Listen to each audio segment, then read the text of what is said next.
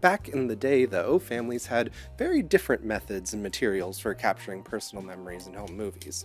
I recently spoke with Brian, a photographer and historian who's been working on digitizing a massive archive of his family's old 16mm films. Hey, Brian. Good to see you, Evan.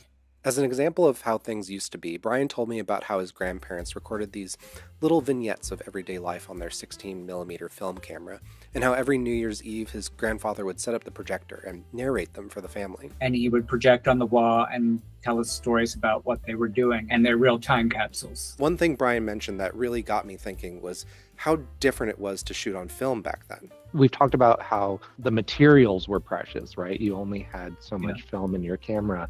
If you were someplace cool, you were limited by how many exposures were on your roll of film, or was there a place to get film if this all of a sudden spontaneous things started to happen? We take so many pictures and videos now that sometimes it feels like none of it means as much as those carefully chosen moments on film.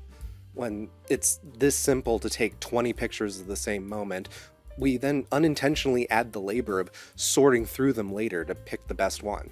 And that added friction often means the process doesn't get done at all. How many pictures do you have on your phone from the last event you went to or vacation you took? How many of them were actually worth sharing? How many did you even share at all? Brian's been digitizing his family's 16mm home movies, which is such a huge labor of love.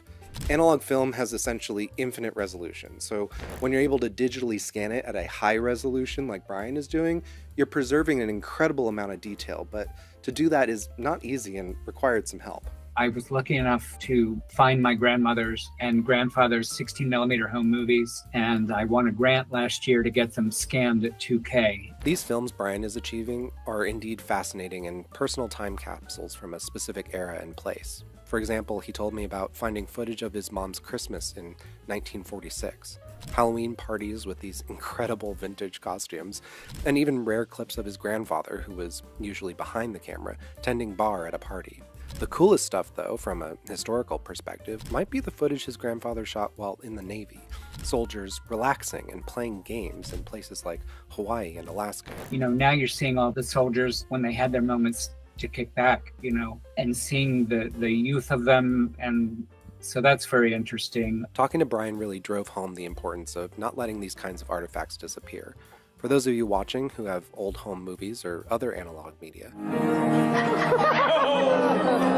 Don't throw your analog stuff away. These films will eventually get put up on the National Archive. We all will be helping history be told.